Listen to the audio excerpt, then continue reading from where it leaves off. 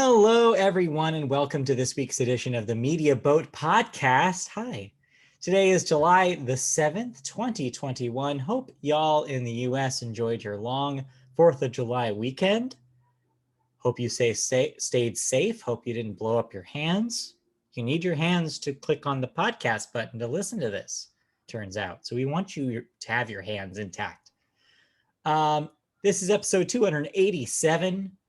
If you don't know what the Media Boat Podcast is, let me tell you real quick. We are a podcast that's dedicated to media, as the name implies. We give you news and thoughts about movies, television, video games, and music, but not necessarily in that order. My name is Matt. His name is Mike. I'm Mike. He's Matt. Media Boat Podcast coming at you every week, and wouldn't you know it, we're halfway through the year. Yeah. We're in July now, and we're also creeping our way up to episode 300. Yeah, about 20 episodes, 20 weeks, which will put us at the end of the year. Yeah, more or less end of the year sounds about right. That sounds about right. So let's start the show like we always do, which is with movies. And last week we talked about the box office numbers possibly getting a little bit of a kick in the pants thanks to the long weekend. Well, let's find out if that was the case. Well, kind of is the answer here. More or less, it was what we thought would happen. Your holdover number one is still F9, The Fast Saga. That made another $23 million. That's a $116 million domestic for the year so far. Not bad. Number two. That was more than a 50% drop from last week's $70 million debut. Yeah. So probably under what a lot of projections had it at.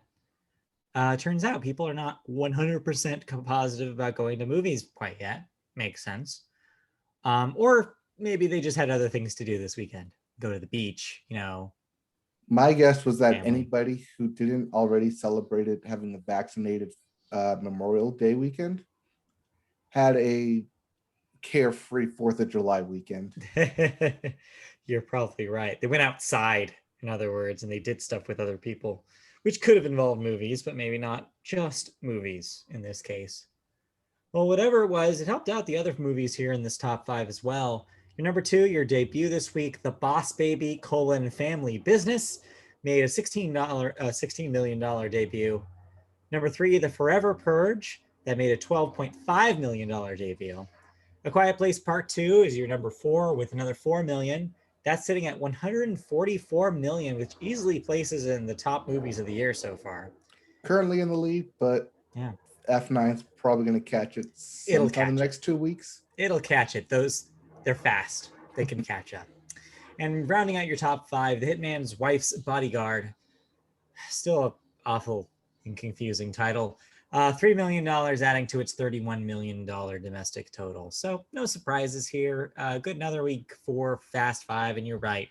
By the time we're done here with that movie, I think it will easily lead the pack until something else comes out.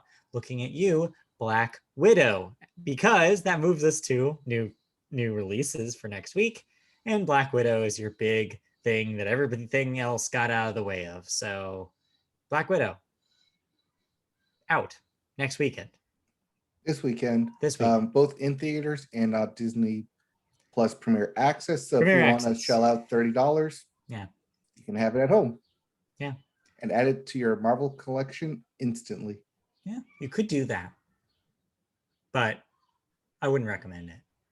Whoa. No, actually, it seems like reviews of that are fairly positive. It seems like people are mostly just excited to see a new Marvel movie after a big drought of them. And so that maybe is leading the bias a little bit. But nonetheless, it seems like it's one of the okay. It seems like it's getting okay marks. So yeah, it might be all right. We'll see. We may or may not talk about that next week. We'll see. You'll have to wait for the other. Probably will talk about it next week. I can almost guarantee it. Well, next weekend, there'll be more stuff to come out. So yeah, Black Widow, either go to a theater or see it at home with the $30. That'll be your next big release. In the meantime, let's move right on and talk about movie news. We have 2 stories for you this week. First up, a familiar friend comes to visit us in the news section again, none other than auteur Quentin Tarantino. But this isn't a story about him making movies. This is a story about him buying a building that plays movies. Quentin Tarantino now says he's the proud new owner of another historic movie palace in Los Angeles, the Vista Theater, located in Los Feliz on the border of East Hollywood, and plans to open it back up around Christmas time. Tarantino already owns the New Beverly, which he's operated since 2007. He said that since the theater reopened its doors this summer, they've sold out every screening. But he says the New Bev has its own vibe, unquote, while the Vista is a, quote, crown jewel. The Vista Theater is a single-screen theater that first opened back in 1923, showing vaudeville acts as well as films.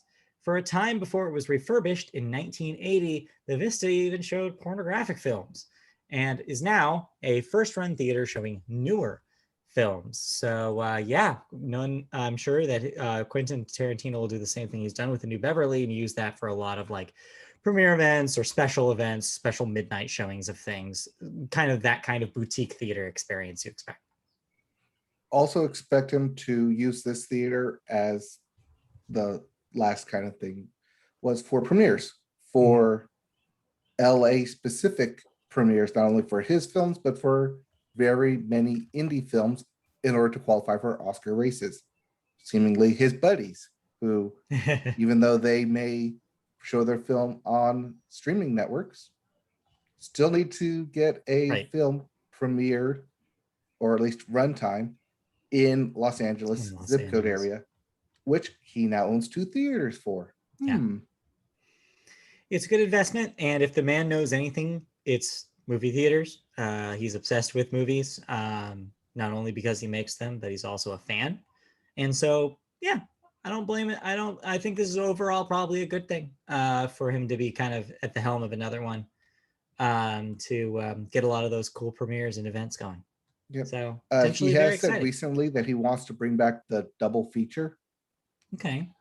So expect 2 showings back to back for a 4 to 5 hour evening. Maybe longer, depending on the film. We will certainly see, but exciting nonetheless. Slightly less exciting is Peacock.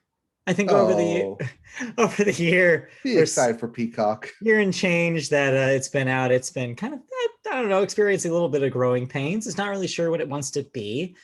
We saw the wrestling get added to it kind of late, and maybe gave it a shot in the arm for a certain audience.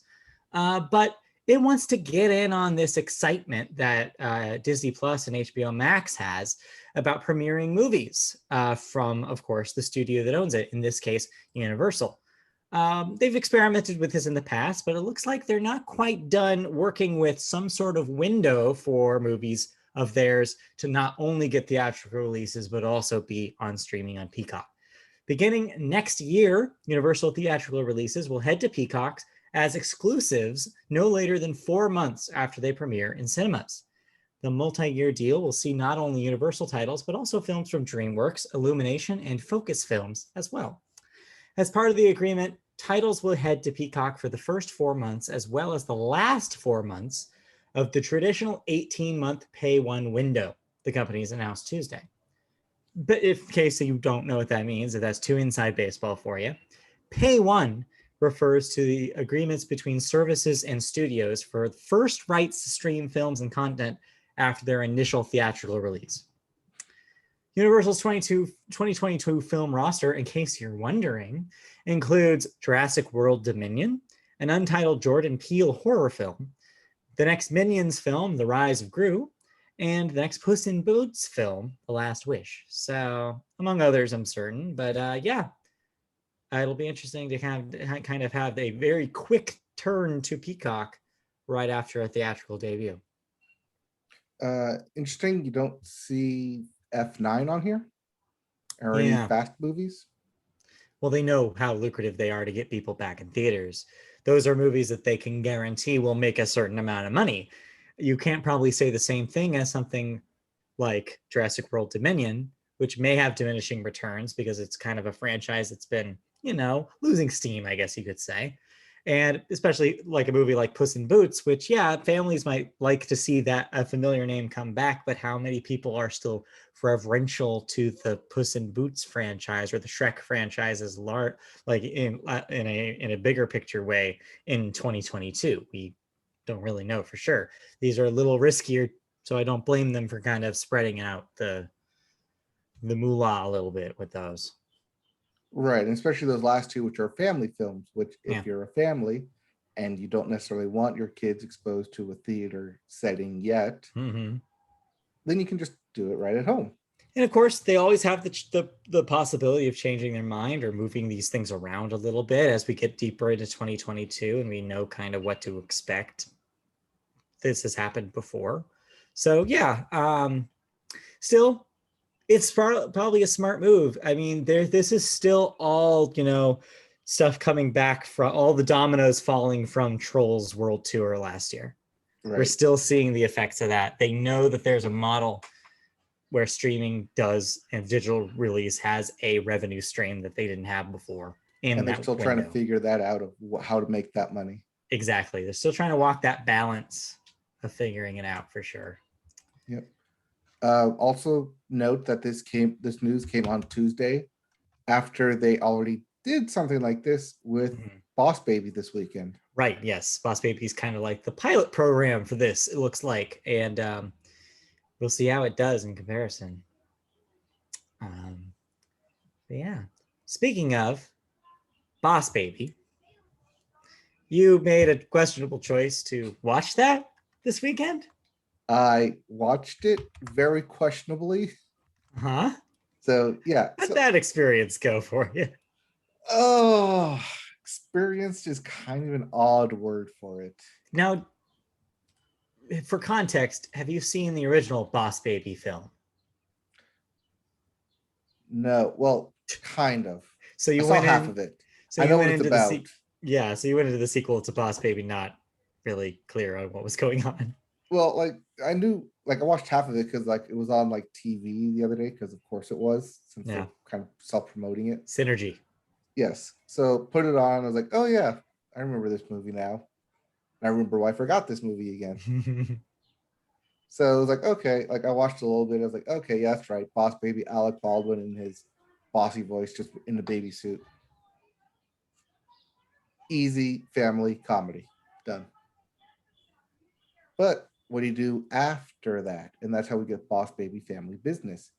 Because obviously they grow up. And babies do tend to do that. It's true. As babies tend to do, they tend to grow up. But then, as brothers may or may not tend to do, kind of start drifting apart as you get older and kind of start leading separate lives. So one brother, Boss Baby, becomes big, successful boss man. Boss toddler? No, like full-on grown man. Okay. While the other brother, full-on stay-at-home dad. Uh-huh. And so it has this weird dichotomy of how you define success between like business success and family success. Because one has it all monetarily, but the other brother has it all in a family values kind of way. Hold on for a second. Go How ahead. much of a time jump happens between the first movie and the second one? Because I assumed that the baby was the same baby here. You're telling me that the baby from the original movie is now an adult and these are different this is a different baby in Boss Baby? Oh, I'm getting there. So, adult Alec Baldwin. Baby from the original Boss Baby, right? Yes, original Boss Baby. Grown up, owned successful company. Yeah. Brother grows up, has successful family, wife and 2 kids, 2 daughters. They were both these characters were both infants in the first movie, correct? Yeah. So there is a time jump of at least 40 years here. 30-ish years here, yes. Okay. So this takes place in like 2050? Something like that, yeah. Okay. But I know what you're thinking. The title's called Boss Baby. Yeah. So how do we get Boss Baby back as a baby, right? Their baby, like one of their babies is also a boss baby now? Yes. The Okay. brother, um, the brother's newborn baby is herself a boss baby. Okay. And via hijinks slash secret baby formula Uh-huh. transforms both I got it. adult brothers back to their kid and baby forms. Wait, what? Yes. Where? Okay. What? Who made this formula? Why does it exist? So Baby Corp made this formula specifically to Baby get core. both adult brothers back into their baby form in Why? order to go on a secret mission at Okay. a uh, kindergarten slash news like charter school type of school Okay. that is poised to take over the world. All right. I'm officially. I don't need to know anymore. I'm officially throwing my care And out that the was within window the first 10 minutes. because I feel like in order to really understand what's going on, I would have had to see the first film because I didn't know there was spy shit happening. I did not know that there was a evil corporation. I didn't know any of this. I just assumed it was about a baby who was also a boss, and apparently that is not the case. There's way more. That's just the tip of the iceberg, and That's just there's a to draw you whole in. No, the first film's actually thing. about the battle of cuteness between babies and puppies. Is that what that movie's about? Yes. Oh, About a new breed of puppy that's overtaking cuteness and distracting parents from their cute babies with cute okay. puppies. All right. Okay. We can't. Technically, it was supposed to be this like big brainchild of how people are having fur babies instead of real babies. Yeah. Mm-hmm. Okay. We can't spend any more time talking about the plots of the Baby's movies. Let's fast forward a little bit. Just how'd you feel about Boss Baby? What is it called? Back in Business. That Yes. sounds right. So How is it? your how you feel about this depends on how you feel about Jeff Goldblum. Okay. Well, I'm pretty pro Jeff Goldblum. Okay, Jeff Goldblum's in this Okay. All right. as also a baby. Okay. All right. I guess that gives it some points in its favor, but Mhm. Jeff Goldblum does not make a good movie. Good movies are better with Jeff Goldblum, though. Yes, but there's a lot of Jeff Goldblum in this movie, more Okay. so than I would have cared for. Wait. So, on a scale from on the I guess the Thor Ragnarok scale, is it more or less Jeff Goldblum than Thor Ragnarok? I mean, he handled it About pretty even? good in that. Yeah, about even. So I'm gonna go with more. Okay. Except you don't see him because Yeah, you don't see it because it's just the voice, it's so maybe just it's less. CGI. But like his voice in it is very much hammed up. Okay. Also, his baby is inexplicably addicted to sugar and sweets, but it's never brought up or no one says anything about it. It's just he's Okay. constantly sucking on a lollipop or guzzling sugar or something. No one says anything about it. It's a And I thought it character was trait. really weird. Yeah, sure. Babies do Uh, that sometimes. yeah, So again, is it was it entertaining? Did you enjoy yourself or was it just weird? it just ended up being weird, Yeah. especially when the uh, so it had a weird Back to the Future vibe in it, where because the adult dad is now the daughter's age, they both go to the same school, and it's like, Mhm. hey, Right. I want to befriend you. Yeah. So it has that aspect, but then she brings him home after the first day. Uh-huh. It's like, hey, here's this new kid. Yeah, who's also secretly my He's father. also secretly my father, but now has Yeah. to interact with my mom, aka his Uh-huh. wife, and Right. my grandparents, aka his parents, Weird. without noticing that he is that kid that they They raised and wouldn't she they yeah, married. wouldn't they immediately recognize That's my child? You would think so, but it pulls it off via Clark Kent. Okay. The glasses. Sure. Just because he has glasses, apparently new person. Babies don't. Babies don't wear glasses though. Well, he's like toddler, like 5-year-old. Okay. I guess, yeah, by then maybe, but okay. Yeah. Like I said, it's pretty weird. Sounds pretty weird. Even by like animated baby standards. But not as weird as Baby Geniuses. Okay, sure. So on the baby weirdness scale, it's not as high. But on the Media Boat podcast scale, where would you rate this thing? I'm glad I streamed it because I would have wanted to pay for it. No. Not worth the money, in other words. No. So I also don't think there's enough adult jokes in there to keep adults interested. It's for the kids. It's mainly for the kids. Yeah, that's. And I don't mean like adult jokes, like he sex jokes. I mean like inside adult jokes being played. Yeah, there's nothing that higher level there. That makes sense. It's nothing for the adults. This is strictly for the kids. It's for the kids. It's for the kids. So don't go and start paying for premium Peacock just for this, is what you're saying. Right, unless you're already paying for premium Peacock. Right, like you were. Like I was. But that's not the only movie you saw. No, it was not. So, other flip side of the baby spectrum is fatherhood. Okay. Being a parent. And what's more apparent than being a parent of fatherhood? That is Kevin Hart. Okay. So Kevin Hart is a father in this film? Kevin Hart is a father in this film. Okay. He's a single dad in this film.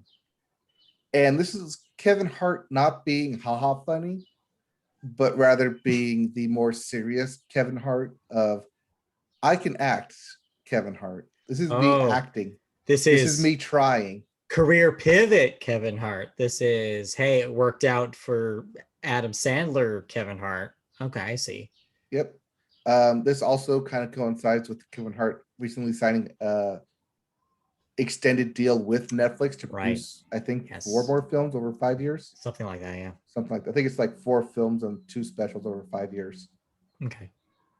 So this is coming off of that, the success of fatherhood. So I've seen people post this online. It's been out for about a month now, I think. And it's like constantly like the top 10 of Netflix. Like, okay. Enough people are saying this. I personally don't like Kevin Hart. I've made my feelings on this podcast known about that. Right. So I was like, it's whatever the opposite of a media vote favorite is. I don't know. We don't have a term for it, but yeah, that's Kevin Hart. Yeah. So I kind of went in with this with very lukewarm. This is Kevin Hart trying to act. Let's see if he can like get me to like him in a more serious tone. Mm-hmm. For the most part, it works. Okay. He does a good job of it. For the most part, I can take him as a serious actor. I think it helps that he's taking this role personally to heart, pun intended. See what you did there. As it starts off super tragic of him losing his wife in childbirth on the day that his daughter's born. And then it follows very rote notes from there of parents and friends basically saying, you can't do this. You can't be a single parent. You don't know what it's like single parent staying at home. That's a mom's job. You as a man, as a father, can't do the same thing. Mm-hmm. And he gets this left and right from his friends, from his mom, his mother-in-law. And so he's just basically out there to prove them wrong, that he loves his daughter so much that he can forego things to give her the better life that he'd always wanted for her. And I like that first part where it's him dealing with newborn baby and newborn father struggles. Yeah. And then it does the time skip of 5 years. Okay. And while I would rather have liked to have seen a montage, although I'm not sure how well you can do that with kid in tow. Right. It does the automatic, we're going to skip after the first month or couple months of once he gets the hang of it. to now here he is 5 years later and he has to send his daughter to school. Mm-hmm. And has to deal with, okay, now it's me letting go and having my daughter explore the world and learn outside my reaches, and that typical family value of letting the kid become their own person by learning to let go. Yeah. So a lot of the film in Fatherhood is the very typical tropes of being a single parent and raising a child on your own. And it doesn't really deviate from that formula that much. What made me kind of pay attention to it more so than it just being a typical trope, I would have to say would be Kevin Hart's acting. I know what I've said before about this for Kevin Hart, but he does a really good job in this. Okay. I wouldn't say he fully turned me on to him in terms of acting, but definitely made me pay attention more than I normally would have. Showing promise is what it sounds like. He's capable of this, and we didn't necessarily know that he was before. He doesn't have to be the comedic relief all the time. He can take on these serious roles with some comedic flair thrown in. Got range. Who knew? Yeah. This is definitely Kevin Hart's vehicle through and through. Mm-hmm. See it if you are at all interested in Kevin Hart, or if you have any family aspirations of your own about this. Really good, really well done. It's on Netflix. Netflix, yeah. Okay, cool. Well, there you go. That's Fatherhood. Yep. Then, last but not least, you have one more thing on here that I don't know what this is. You don't know what this is, and you probably won't know what this is. And from watching it, you won't need to know what this is, at least for another year. Okay. So there's every now and then a film comes along that you should only put on once a year. For some people, that's Groundhog's Day. For some people, that's Valentine's Day. For some people, I don't know who you are, it's New Year's Eve. Holiday movies. Sure. Except The Holiday, which The Holiday was all the during holidays. December. Yeah. So it's a holiday movie where it's only played once a year, because that's pretty much all you can handle of the film is once a year. In comes America, the motion picture.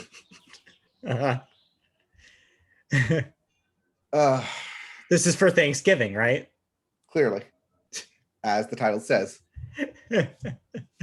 So this is someone who watched Drunk History while drunk or high. Okay. But then but they did so in order to write a paper about America, but didn't want to do any of the reading or research, and just went off of whatever knowledge they had then for a high school paper. And that's what you get with America. Then they made a movie out of that paper. They made a movie out of that. Okay. So wait. So is this a factual account of American history? Throw facts out the window. So this is basically like, it sounds like if you remove the conceit, the framing device of Drunk History, and just this is basically a parodic version of American history. Is that what this is? This is, in very light put it terms, the Republican idealistic version of what America being founded as. Oh boy. Okay. Extra booze, extra guns, extra sex, extra nudity. Okay. Veiled loose commentary relating between past history and current history. Okay. Like Sam Adams is not like the founding father Sam Adams, but rather the drunken frat boy who founded the beer Sam Adams. Yeah. So this is kind of like if you handed like a camera, or like if you made had a Proud Boy who just happened to be in a fraternity and told him to write a script about America. And make it like super America loving. Okay, got it. So Yes. that's implied by the Proud Boy part. Yes. But yes.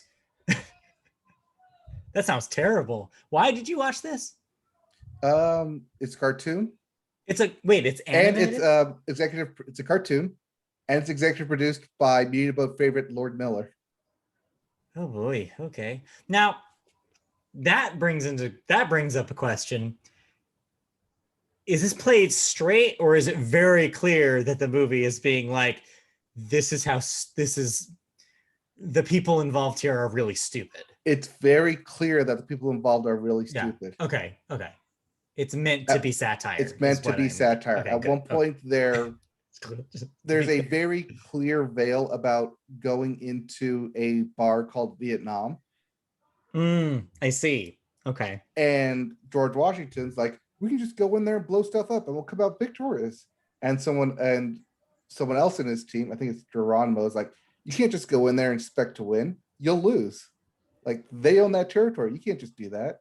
And then they go in, they get their ass kicked, and then George Washington retells the story of, yeah, we went there and we won because we're American. We won. Even though clearly history says otherwise. Yeah. So there's a lot of stuff like that, tongue in cheek, where it's like, you really know what happened, or at least you should know what happened, but you're still playing it up as we're still like, well, proud to be American. Uh-huh. Like I said, this is a film that you're only going to watch once a year. If that. And you probably need to be pretty drunk and around friends of similar minds to truly enjoy this. What I'm gathering is, from the way that you're talking about this is not funny enough to be a recommend. It's just kind of it swings, and maybe it doesn't exactly hit. There's a lot of the visual gags that hit. Like one of them is having Hamilton in the background randomly. Sure. But not Hamilton what you think, but rather Hamilton musical, Lin-Manuel musical Hamilton. Yeah. Mm-hmm. So it seems like that's the level this thing is operating on. Yeah. It's like, hey, this pop culture version of this thing, yeah, we're gonna reference that. Right. Yeah. Also, John Wilkes' booth at Ford's theater is actual Ford Motor Company theater, and it's John Wilkes' merchandising booth. Yeah. It's that kind of level of humor. Okay.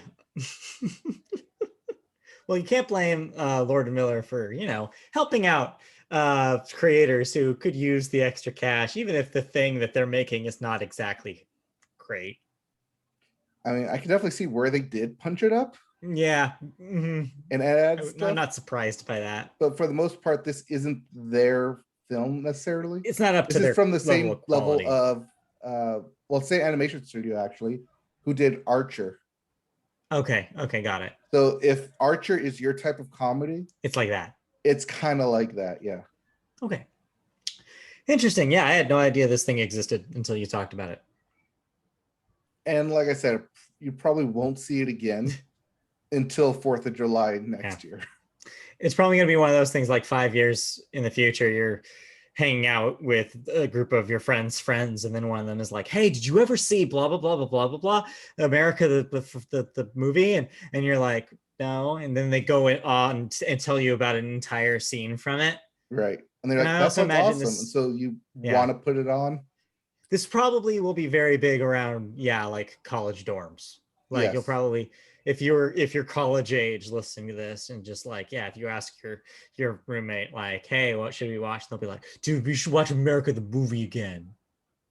Something like that. So I believe that. Big old America party putting on America: the motion picture. The motion picture. Starring Channing Tatum and Andy Samberg. Oh, Channing Tatum. Yep. One of our favorites. That sounds bad. I'm not gonna watch that. But thank you for putting that on my radar, I suppose. It's there. It exists. Olivia Munn's in it, if anyone wants more Olivia Munn. Well, animated Olivia Munn, I suppose. So on the media boat scale, do you think this is something people should seek out if it seems like to be in their If you didn't niche? seek it out already, you don't need to seek it out. Fair enough. All right. Any other movies you want to talk about before we move on here? I was gonna watch The Tomorrow War on Amazon. But then I heard it got bad reviews, and I tried to put it on for doctor Asher, like, hey, it's got Chris Pratt in it. You want to watch it? It's got Chris Pratt. True. She's like, no, like I heard it wasn't that good, so no. Yeah. I'm like, okay. Side note for me, I didn't watch any new movies this week, but friend of the show, Christy, got to see two classics, well, classics to some people, that she hadn't seen before. We had a double feature. We watched Thor Ragnarok, the aforementioned Thor Ragnarok, and Fast Five. The better one. Yeah, so two examples of the best in their franchises, actually. She had not seen neither of them. In fact, she had never seen an entire Fast and Furious movie before. So I'll let you guess. Which one do you think she came out on the other side liking more? Thor, because it had Jeff Goldblum. So yeah, she is before I tell you the answer, yes, there is some backstory here. She's a big Jeff Goldblum fan, big fan. And didn't think that the Fast movies would be her thing at all. So that was the context going into this. So is that your final answer? Do you still think she came on the other side saying that Thor was better? Yes. No.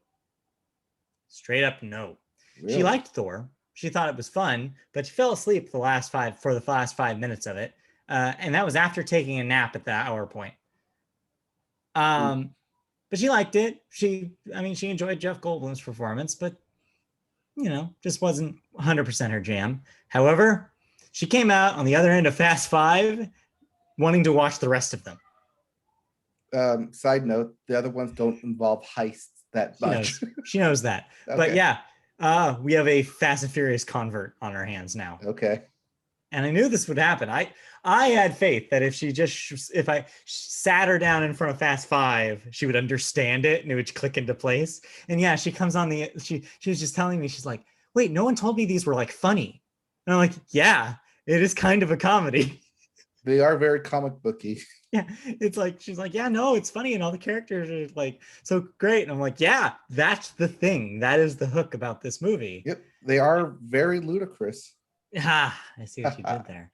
So yeah, going forward, it seems like the strategy will be we're going to watch 6, 7, 8, eventually 9, and then go back to the first 3. Maybe stick Tokyo Drift in between. What is it? 7 and 8, I believe, is when that chronologically takes place.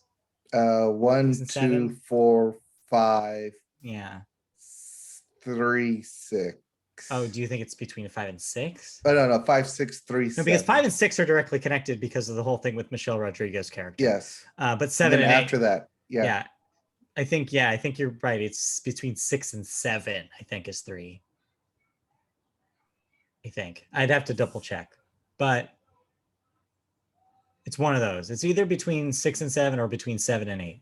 See, 5 is in Brazil. 6 is the Mexican tunnels. Yeah.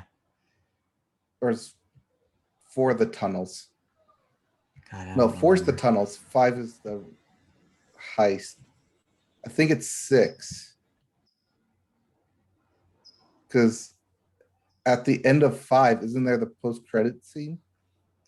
That reveals that Michelle Rodriguez isn't dead. That's that one. Okay, that's the only post-credits thing after 5. Then 6 is that she's alive via Dom Trudeau. 6 is the one that ends with at the very end. Don't they also have the scene of him calling? Maybe that is at the end of 6. No, that's right. 6 is Luke Evans. 7 is 6 is Luke Evans as the bad guy, right, in Britain, and then 7 is brother. It's Jason Statham, right? So maybe it's between and then 8, and then he dies, and then 8 is the It must be between 6 and 7 then. Torpedo. Yeah. It must be between 6 and 7, right? Because there's a thing that happens in 7 that means it can't be. That's right. You're right. Okay, never mind. It's between 6 and 7. So we'll probably go 6, 3, 7, 4, I guess, and then 1 and 2. Yeah, because when you go from 3 to 7, you can see the Jacob Black aged like 10 years. Yeah, inexplicably. Anyways, so yeah, I just wanted to say that that we have a convert in our hands, so we might see 9 sooner than I thought we would if we can catch up. So we'll see. Yep. But that's all I did. Let's move on and talk about some television. And the first thing we always do in television is we talk about sports in a segment we like to call the Sports Corner. Big sports week. There were sports across all sorts of different leagues and organizations this week, but none bigger than the controversies around the Olympics. As you know from our coverage already, the Tokyo Olympics that have been delayed until this year are still happening, but are mired in constant controversy. And the newest, we are less than 16 days away from the Olympics. Yes. Almost 2 weeks. And just keeps getting more complicated and more complicated. One of the bigger stories this week was about Sha'Carri Richardson, a runner who is now not allowed to run in the Olympics after she tested positive for a chemical found in marijuana. When approached about it, she said she smoked marijuana as a way of coping with her mother's recent death. So there's kind of 2 takes on this story. You see a very different take, I think, from us here in the US and other countries who are becoming more lax over time with marijuana use, and stories that are coming from the IOC and like the worldwide voices about this issue. Over here, especially here in California and places where weed is now legal, it seems like it's an ancient problem. We're like, we just think it's 2021. Why is this still a thing?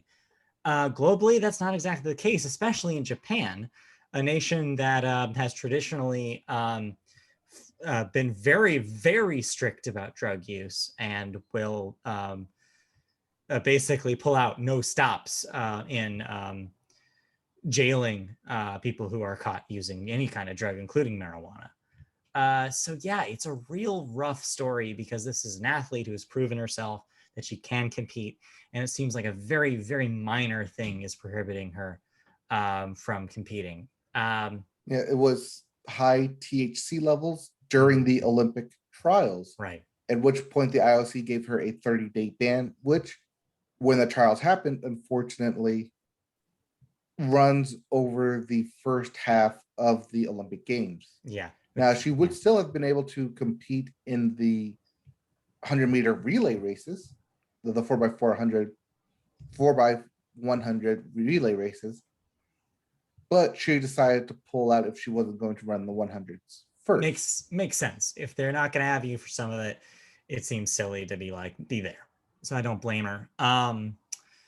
This kind of goes hand in hand. You don't have this here, but it goes hand in hand with some of the other controversies that have happened within the last few weeks in other countries about athletes who are not passing testosterone level tests to qualify as women. Yep. And that's also extremely disappointing from the IOC to make a call like that. And so, yeah, don't be surprised if you see the call for boycotting the Summer Olympics become stronger over the coming weeks. Because, yeah, it's just been controversy after controversy. Of course, the biggest controversy of all, of course, is whether these should be taking place or not, especially when the variants of of COVID are spreading very quickly. It's just a mess. This whole thing has been a mess since day one, and it'll continue being a mess until they're over. Yep. While when she did smoke marijuana, it was legal in the state she was in. Mm-hmm. It's still technically illegal on a federal level in the US. Yes. And in the world, 80% of the world under the IOC still regulates it as an illegal drug. Yeah. Whether you want to argue its actual benefits or side effects of an athlete using it, it's still under the IOC's discretion. Right. Now, you can argue those rules being outdated and archaic all you want, you're not the one changing the rules. It's ultimately IOC. it's not something the US has any power over. Right. So Yeah, that's a lot of people kind of confuse that. It's not IOC, it's not the USA saying she can't run, it's the IOC. It's the saying Olympic she can't Committee. run. Sucks. It really does. But just the Olympics as a whole, I think this is going to prove to a lot of people that the entire system that this thing is set up is just, there's a lot of issues. There's a lot of issues and complicated issues that are not going to get solved anytime soon. And there are other controversies within the US going on as well. Yes. One of them being the shot put thrower. She's either shot put or discus. She's a thrower who turned her back at the trials during the ceremony, even though she got third and qualified. People are calling for her to be sent off the team because she turned her back during the Olympic, not the Olympic, during the national anthem during the medal ceremony. And then there is a transgender athlete competing in the women's weightlifting division as well. And people are calling for her to be removed as well. And these are all being brought up because Sha'Carri is not, can't run because of the IOC. Even though these other athletes are for non-controversial reasons, but people keep bringing it up because women's sports and just lumping them all together. Yeah, it's frustrating, and like I said, it will continue to be frustrating as long as we're still in the road to and probably even during the Olympics themselves. So yeah, it's as someone who likes to watch the Olympics, it makes me very torn about it because these are very serious and awful issues that are very important, and it's making it very, very hard to enjoy fun games. So we'll see what happens on the other side of it. But yeah, like you said, coming up very, very soon here. Yep. But in other sports, there are other sports happening that are not on a worldwide scale. One of them in tennis is Wimbledon, but a 18-year-old British tennis rising star, who you may have heard of, Emma Raducanu. Did I get that one? Yep. Okay. Has retired from Wimbledon due to medical reasons, heavy breathing and dizziness. Do you know exactly whether we know what set this off? No, we currently it's not being reported as COVID related. Okay. But during her fourth set of the quarterfinal match, she experienced heavy difficulty breathing. And so she just called it off and said that she forfeited the match. But there's such an outpouring support for her, not only for her health, but also just for her mental health as well, saying that she made the right call. The officials and medical personnel were also telling her that she shouldn't compete any further. So when she withdrew, even though she wasn't winning, she's 18 at Wimbledon, and being from Britain, one of the home court stars there. Yeah, so disappointing, I'm sure, for a lot of people at home in England and a lot of people worldwide who were excited to watch a rise up and comer. Yeah, it's disappointing. Yeah, but on that note, Wimbledon still continuing, will continue into the weekend with finals matches. Okay. Then this past weekend, though, if you're watching golf, one of the more interesting stories that we like talking about here in the golf world in the Sports Corner is the thing known as The Match. And this year's The Match 4 took place with Aaron Rodgers and Bryson DeChambeau beating Mickelson and Brady in Did you say Mickelson? Mickelson? Sorry, Mickelson. I read it too quickly. Mickelson and Brady. So did you watch this? I assumed you did. Yes, I did. The trash talking was hilarious. I bet. They even got Gronk on the phone during one part of it. Oh, that's fun. So yeah, the match is always fun. They're trying to take polls of who would you like to see in the next The Match. Yes, too.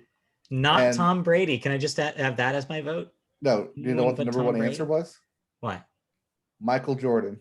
Okay. Yeah. All his trash talking on a golf course. I was gonna say, yeah, and then he just bet too much money on it, and then he would be broke after on the other end of it. Yep. Second place was Mike Trout after that All right. that hit from Topgolf went viral. Yeah. Yes. No, I'd watch that. I'd watch Mike Trout do that. Do play some golf. Not against Tom Brady though. No. Only if Tom Brady's not there. That was also one that was trending. Patrick Mahomes versus Tom Brady on a golf course. The rematch. Anyway. Meanwhile, in basketball, the finals are here, and currently the Suns lead the Bucks 1-0 in that series. So, yep, we'll see how that goes. Go Chris Paul versus Giannis. I mean, yeah, pick your winner there. Pick your winner there. I think it'll be the first time either of them wins, if I remember it correctly. Yeah. Yes, I believe that is correct. Either first time or the Bucks haven't won since like the 70s. Right, or it's been a long time. Yeah. Speaking of the finals, we also have the Stanley Cup finals in hockey in the NHL. The Tampa Bay Lightning currently lead the Canadiens 3-1. So we'll see that series wrap up fairly soon here. That series almost wrapped up last night. Actually, no, on Monday night. However, I'm just put like theory hat on here. Okay. Theory tinfoil hat here. It was announced that fans and family from Tampa Bay could not travel to Canada to see the team play. So if they were to win, it would have been against none of their home fans or family even. So tinfoil hat here says they lost one of those games, that last game, on purpose, because the next game's back at home for them to win in front of their home crowd. Perhaps. I don't buy it, but maybe. I buy it because it went into overtime. It happens sometimes by its own self. Yeah, sometimes it happens by their own self. Anyway, so while we have hockey and basketball wrapping up their seasons, meanwhile, we have baseball coming to the middle. And of course, that means that it's all-star game time. Yep, we've been time for an all-star break. Yes, the all-star break is next Monday with starting with the home run derby, and then Tuesday will be the game itself. But one of our media boat favorites finally got the news that he was hoping for, I'm sure, and the world was hoping for. Media boat favorite Shohei Ohtani has been selected as both an all-star pitcher and a all-star DH, and will compete in the home run derby all within 2 days. So, he's going to get a workout. The busiest man in that weekend. But honestly, it's going to be fun. I mean, I'm very excited to see him in both. He kind of had a minor, not so great start last week, but he made up for it with a great start yesterday. So he's got his pitching skills back up and prepared, and he hasn't stopped hitting great. So it's just, he also had a birthday on Monday. Yes. He is also newly minted 27-year-old. So he's going to look forward to seeing Ohtani just wipe the floor with everybody coming up soon. So didn't he have another home run today too? He did hit another home run today. That's number 32. Yes, I believe he's still at the top of the league. Break? Right, it's ridiculous.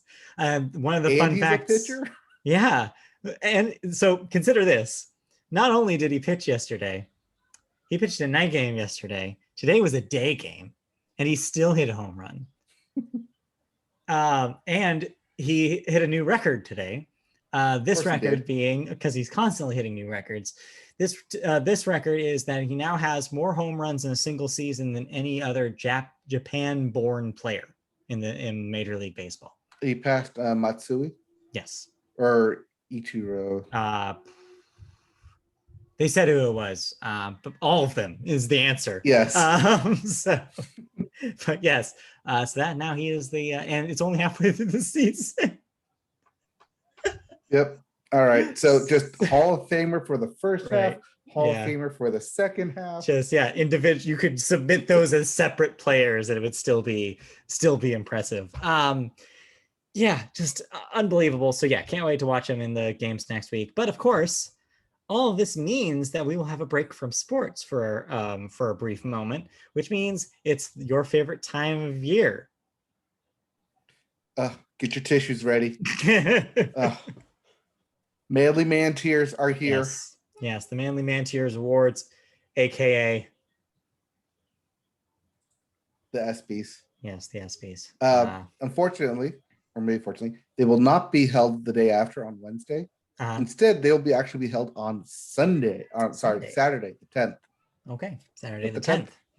Yeah, this Saturday, the 10th. So prior to the All-Star game. Right. Yeah, typically it's after, but since still COVID and people traveling, or rather shouldn't be traveling with athletes, they're having it on Saturday instead.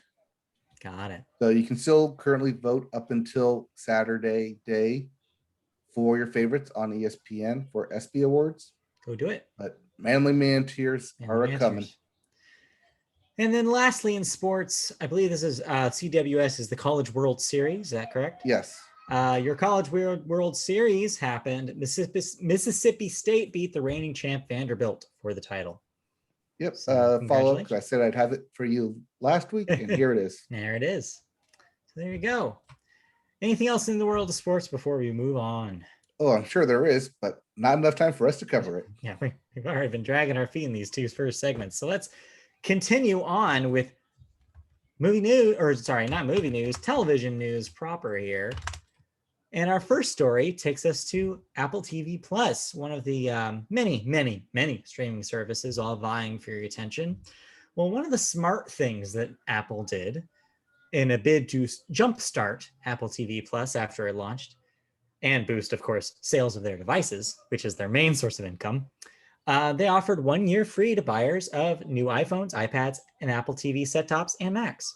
I actually benefited from this multiple times, having bought a handful of Apple devices within the same time frame. So my subscription just kind of kept pushing along for a very long time. Adds it on top. And then the company kept extending that free streaming offer several times, thanks to the COVID pandemic.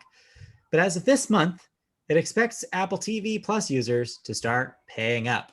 The tech giant in recent weeks has been sending email notifications to customers whose free access promos have finally expired to tell them that they'll start getting billed in July, starting July 1st. However, new buyers of products starting July 1st, like the iPhone or the Apple TV 4K, will qualify now for 3 free months of Apple TV Plus, as opposed to the full year like before. Overall, at the end of March 2021, Apple said it had 660 million total subscribers across its family of paid devices, which includes Apple Music, iCloud, Apple TV Plus, Apple Arcade, and Apple News Plus.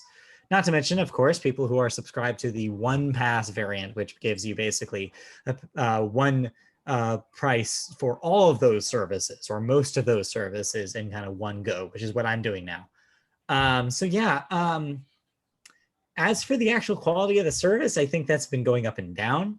It is the home to MediaBoat favorite Ted Lasso, which was our favorite show on television last year. Season 2 is later this month. And it has the occasional other thing that we've enjoyed here, like Mystic Quest, which I know you watched, and others I can't think of right now.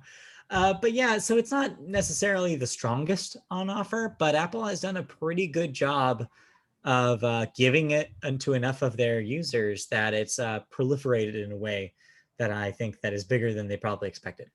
It does have Emmy award-winning program on it. It does. From Ted Lasso, but also from The Morning Show. Yeah. So critically acclaimed, but it hasn't quite met that that must-have mass appeal. Yeah, that must-have killer app kind of thing. Or maybe Ted Lasso season 2 is the moment for that. We'll see. Could happen. And our second story in television is a little sillier. You may have been aware, not from necessarily here on the Media Boat podcast, but just from fun facts about recent television around the internet. There was a diarrhea outbreak that shut down a television show. It's fun to imagine that, huh? Yeah, that's fun. Well, the show was called Ultimate Slip and Slide. It was NBC's new competition series that was going to premiere soon. Well, the network and Universal Television have yet to figure out how to reshape the $18 million competition show without the final episodes, because Ultimate Slip and Slide was shut down on June 2nd after 7 weeks of shooting, with another 5 days to go on the shoot, including the crucial final competition that had promised a huge cash prize winner, all due to 65% of the show staff being infected by a Giardia? Giardia outbreak. Giardia? It's outbreak. Poops. diarrhea. They were pooping. That caused multiple cases of, quote, awful explosive diarrhea. Tests on the location's slide pool, water truck, and the restroom sinks all came back negative, but additional testing has revealed Giardia in the dirt around the set's 65-foot yellow slip and slide. The competition was originally set to premiere Sunday, August 8th, following the Tokyo Summer Olympics, but remains a giant question mark for NBC's schedule. So now they need something else to plug in there. What's maybe Animal Doctor can make a recurrence. Animal Doctor. What about what's Holy Moly? What's that's ABC. Yeah, that's ABC. Okay, never mind. You could just rip that off, I guess. I don't know. Yeah, so whatever NBC. Don't tell us to be like Ellen's Game of Games or something. Something cheap and easy to replace it with. I'm sure they got something in the tank. Speaking of things in the tank, move something up, but yeah. NBC's got a huge programming hole there that they gotta fill, and thankfully, poop is not coming out of it. Let's move on. You watched a couple things. Which one do you want to talk about first in television? Let's talk about the one that came out today. Okay. Via Disney Plus. So you always do the opposite one that I copy and paste. Okay. Yeah, well, because I actually want to talk about that one next and go in depth with it. All right. So Disney Plus switched up its model and is no longer having new shows premiere Friday. Right. But instead premiering Wednesday, which is the day we podcast. Just so happens to be the day we podcast. Just so like happens. We kind of planned it as it should be. So new show came out, Monsters at Work. Yeah. Follows the events immediately after the 2001 film Monsters Inc. That sounds right. 01 sounds right for that. Yeah. So literally 20 years later, they're picking up 20 seconds after the movie ends. Yeah. So to refresh your memory, at the end of Monsters Inc., they're no longer a scare company, but rather a laugh company. Right. If you've been to any Disneyland park, they now have Monsters Laugh Floor, the Laugh Factory. I think it's the laugh floor now, where they do jokes and comedy and stuff. Yeah. Well, before it got to that kind of level, there's a whole story of the buildup to that success. And that's what Monsters at Work is. The immediate shift from scaring to laughter, and how the company was able to make that switch. Okay. From their formula of scaring to laughter. Yeah. So you think it'd be a lot of funny, a lot of jokes, a lot of stuff that you're pointing at and like, that's funny. That's going to get me to laugh. You got my laugh there. Not so much. It's a workplace comedy. Uh-huh. And so it's only 2 episodes. First episode's premiered today. So it's more or less a more work than comedy, or more workplace than comedy. So more mundane than you're expecting. Right. As our hero, Tyler Tuskman, who graduates from Monsters University and immediately accepted into Monsters Inc. to become a scarer. Although on his first day is also the first day that they changed from scaring to laughing. So it's an immediate fish out of water scenario. I have no idea what to do. In addition to being a literal fish out of water of I'm in a new setting. I don't know anybody here, first day at work. So easy entrance of I'm new at this company, but then also sidebar, this company is new in itself of what it wants to do. immediate clash. So immediate drama, immediate stakes. Mm-hmm. A couple questions. Answer. First question is, do the characters from the movies, the main characters, ever make cameo appearances here? Yes, especially in the first two. Your three main cameos are Billy Crystal, John Goodman, and then Cecilia, the receptionist. Yeah. Monster. Googly Bear. Okay. Or no, Googly Bear was Mike and not Googly Eyes. Whatever. It's been 20 Whatever years. it was. But yeah, no, the reason why I ask is because I think so much of the charm of those movies is those characters and those characters' dynamic, that when you lose that and focus on new characters, I could see that maybe that would make it a little bit like, okay, this doesn't feel the same. So the first two episodes kind of blend that, where it's half the old cast and half the new cast. But by the end of the second episode, you're realizing that they're gonna blend more to the new cast. Right. And more on that than slowly relying on the three characters that you know. Like the last season of Scrubs. Yeah. Sure. Yeah. It's weird that that's the one you choose. Instead of like the infinite Grey's Anatomy seasons there are. Sure, yeah. My other question, so when you said it was kind of a workplace comedy, that immediately reminded me of the last time that Disney tried one of their franchises in a workplace comedy setting, which was the short-lived Muppet sitcom on ABC. Does this is this more successful than that? Hard to tell because that one only lasted for one season and dealt with writer's room comedy. Yeah. Whereas Monsters at Work is more of physical comedy. Their maintenance. So the department they work for is called MIFT, which is Monsters Incorporated Facility Team. And they basically repair everything, or facility technicians or something. Mm-hmm. But they're basically the engineers, the janitors, the cleanup crew, the maintenance team. They fix everything that's broken. And so technically one could say that they know the ins and outs of the company almost as good as the CEO of the company, which according to Monsters Inc. lore, which we all know because we all pay attention, had both Mike and Sully start in the mailroom and work their way up to CEO. Right. So it does set up that kind of similar path of working your way from the bottom up. I can see that happening within the series. Remains to be seen. Also, it's very quick. Like almost too quick. I think they're both episodes are like 22 minutes. So originally felt like a half-hour show for network, but then got moved to Disney Plus. That's usually what that 22 minutes signifies. Okay.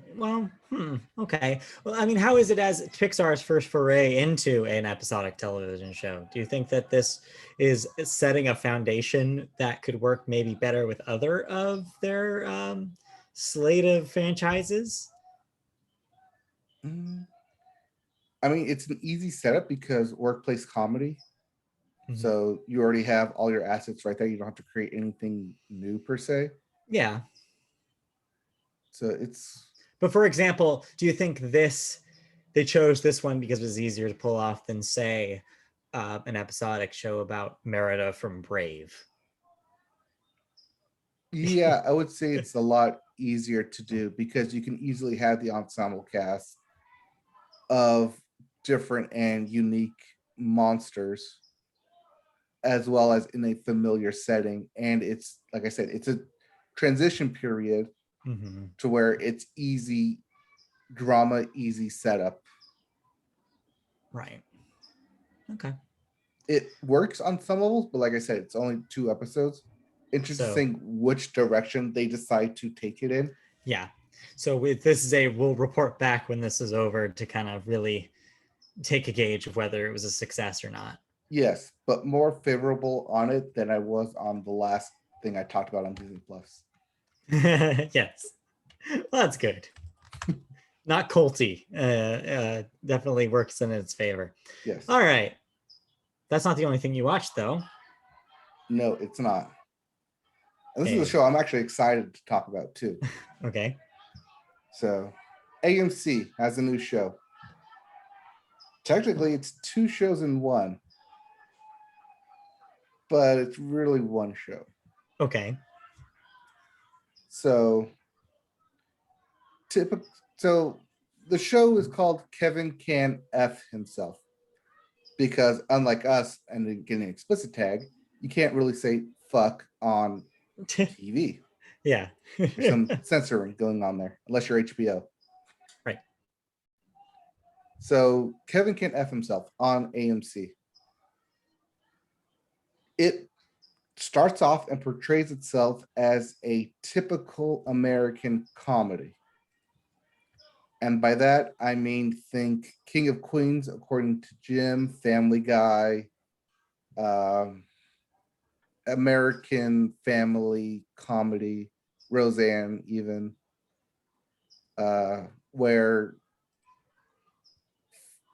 heavyset father male figure paired with stupidly hot wife, and they have family relationship problems that any typical family has, set in, I want to say Boston. Yeah, obviously they're in Boston. Yeah, they're in Boston. So thick Boston accents, you can barely tell what they say. The neighbors are their best friends and they come over all the time. It's set up in a very multicam setup in the living room where you got your single cam, multicam, laugh track audience going on in the background. Typical, oh, you should put your underwear away or I'll put it where you won't find it kind of dialogue. Right. And it plays itself like that for the first 10 minutes. And it's like, okay, is this just really just another like sitcom? But then it does the AMC thing where it takes what you think you know and kind of does a switch on it. And the switch happens when it's just the wife by herself. Okay.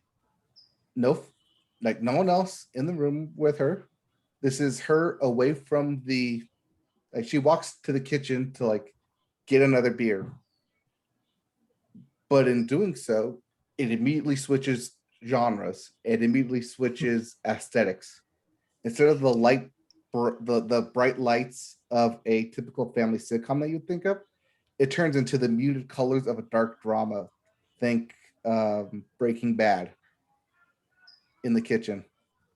And it stitches the multicam into a single cam and extreme close-ups of her getting the beer, thinking about it, being annoyed, not the perky wife that happy wife that you would see in the like on TV aspect, but rather in her own thoughts, in her own mind of this isn't really what I want to do, but I'm trying to play the perfect housewife role. And that's the switch that hooks me. Okay. Yeah. My immediate thought is, so it's kind of WandaVision without the Marvel stuff? Little bit, yeah. A little bit. Okay. Except there's no like big mystery.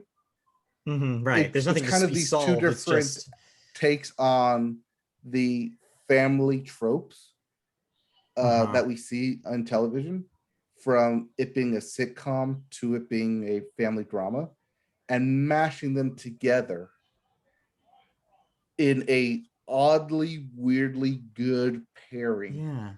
Yeah. No, this sounds fascinating.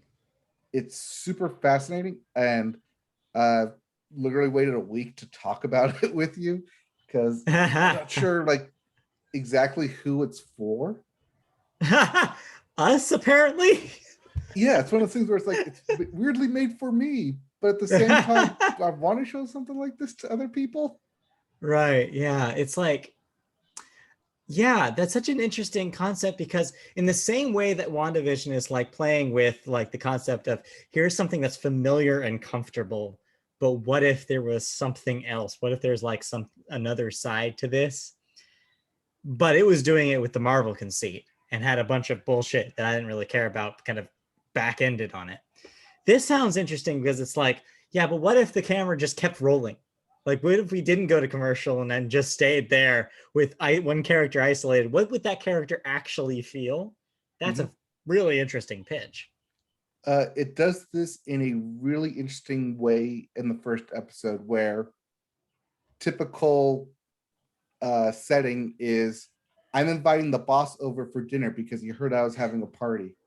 But I don't want him to see how I actually am at the party. I want him at the nice family party that we have, because we're a nice family, not the beer chugging, cup flip playing, beer pong playing person I really am.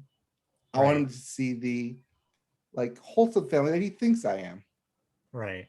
But the boss is coming over. So I need you, housewife, to entertain him as a dutifully housewife while I get schmammered in the back. So it does this like initial setup of traditional sitcom where, oh, here comes the boss. Hi, boss. Nice to meet you. Oh, there's an emergency in the back. I gotta go. Bye. And leaving the wife and the boss in the living room. And then as soon as he leaves, Kevin leaves, as soon as that door closed, you get an immediate cut out of the sitcom into the drama aspect of here's this strange man who I've never met in my living room that I have to tiptoe around and entertain because I know what's going on in the back, but I need to keep him here via small talk and not set in a typical sitcom, everything's brightly lit, but rather a dim drama of I'm slowly interrogating him kind of way and trying to make small talk. The idea of taking these sitcom tropes and kind of dissecting them in that way is, this is really cool. Because the sitcom is, here's how it plays out in your fantasy TV life, but then it will immediately hard cut to here's actual drama, real life of how this actually plays out. Okay. Well, I'm sold. I'm definitely going to check this out. So the sitcom stuff of like bright lit only happens when Kevin's around, which is kind of why it's called Kevin Can F Himself. Right. Yeah. Because that's what she's really thinking. Right. So it's all sitcom when he's around, but as soon as he's out of the picture, it immediately cuts to the very drama dark side of it that AMC is known for. Yeah. Okay. All right. If you want to watch the first 2 episodes, they are available on YouTube via AMC's channel. Highly recommend you watch those. I think I also have AMC on my cable subscription, so might as well use it. Yep. Since I'm paying $80 a month to just watch baseball on it, and maybe I should watch something else on it. Watch Kevin Can F Himself. Yeah. Okay, I'll check it out, and we'll probably follow back up on that when the season is over. We might even follow up at the end of the year. I'm just throwing that out there for this. Hey, we'll see. We'll see what happens. Crazier things have happened. Yep. All right. Any other television that you want to talk about, or can we move on to the second half of the show almost? There's a special on Disney Plus with a Marvel and Simpsons crossover. If you're interested in it, it says it runs 6 minutes. It doesn't. It runs about 3.5 minutes. Yeah, they did something similar with Maggie and Star Wars. Last month. So not super surprising that they did this as well. The 4th for May. Right, May. I will probably not watch that. Yep. Because no thanks. Cool. All right, let's move on then into cancellations and renewals. All right, what am I no longer watching? Well, you're no longer watching Lovecraft Country on HBO, as that's getting the axe after just 1 season. That's not super surprising considering it was probably a very expensive show, and 2, it had kind of mixed reactions. So I don't blame HBO for maybe not wanting to take the risk on a second season of that. But yeah. Real quickly, Epics. I did finish Yes. Too Hot to Handle, but my Okay. thoughts stay the same from last week. I mean, I figured that they weren't going to change. No, they're not going to change. Fair enough. I did finish Queen's Gambit too, but that's an old show. We don't need to. And yeah, it's drama chess. If you like chess, watch Queen's Gambit. If you like strong female characters, watch Queen's Gambit. Otherwise, but yeah, I didn't really see the hype around it. No, not so much. Okay. Anyway, Epix has renewed War of the Worlds for a third season. Netflix has canceled Bonding after a second season. Country Comfort has been canceled after one season on Netflix. The Crew also canceled after one season on Netflix. Mr. Iglesias canceled after 2 seasons on Netflix. So Netflix just cutting the chaff this week. Just, yeah, big chopping. Let's go into a handful of deaths real quick. Some real rough ones this week. First up, Felice Sampler, age 67, voice actress. Played characters in the Digimon and Legend of Korra cartoons. Also an actor in Days of Our Lives. So, she was the voice of Mimi in Digimon. We also have Terry Donahue, age 77, a Hall of Fame college coach from UCLA, an executive on the San Francisco 49ers. So, famous name in college football. Yeah, football lifer there. Yep. Then we also have Richard Donner, age 91. That name sounds familiar. He directed a lot of extremely popular and famous movies from the late 70s and 80s, including the first Superman film, as well as The Lethal Weapon and The Goonies, among others. Just a director with a lot of range and talent, and impacted a generation of people. So will be missed, but age 91, so he got pretty up there. But definitely made an impact on a lot of people's childhood. Also, I can hear you right now over the speaker. Didn't Steven Spielberg direct the Goonies? I thought that was Steven Spielberg's Goonies. No. It's a producer on that. Same way that it's not Tim Burton, it's Tim Burton's Nightmare Before Christmas. Right. He didn't direct it. Same thing. Then lastly, Robert Downey, Sr., age 85, actor, To Live and Die in LA, director, Up the Academy, Putney Swope. But I feel like most people now know him as the father of Robert Downey Jr. Age 85, was an actor in his own right back in the day. Yep. Where there's a junior, there's got to be a senior. Most of the time. There he goes. Not always. Yes. Mr. Gardner Minshew, the second. In which case, you just start with the second. You just go for it. All right, let's move on to music, and I hand this over to you.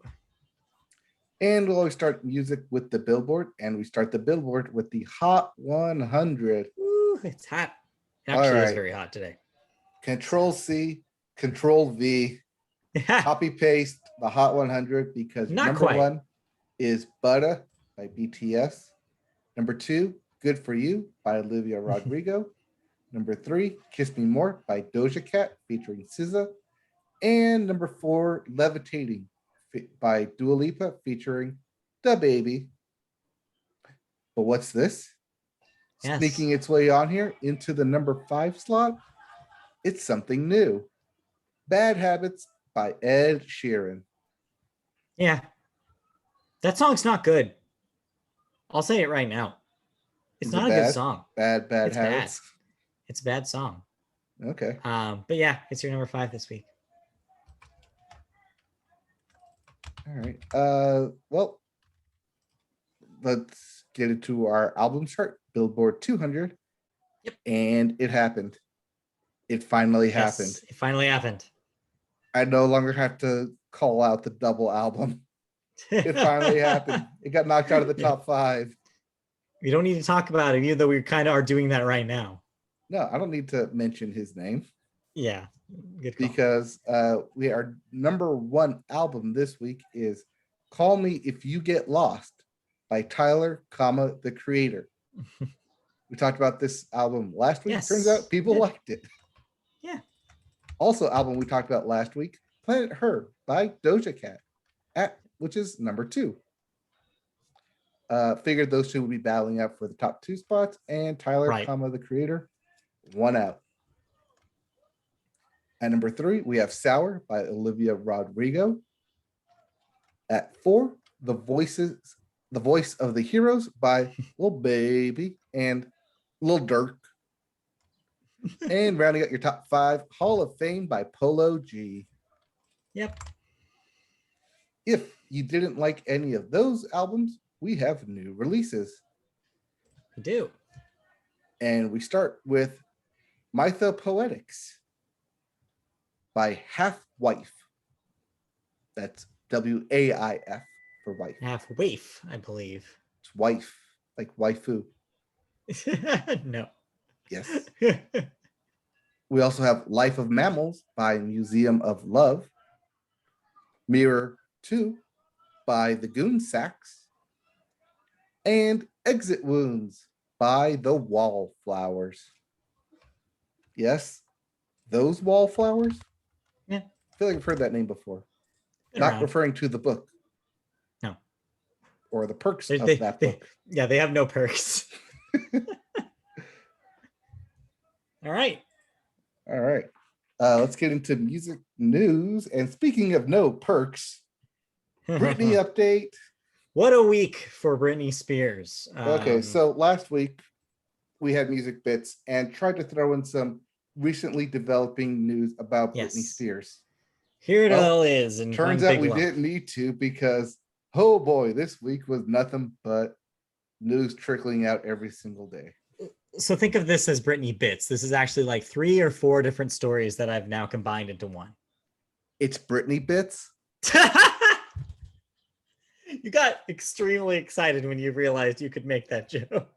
You're like, wait, I can say it's Britney bits?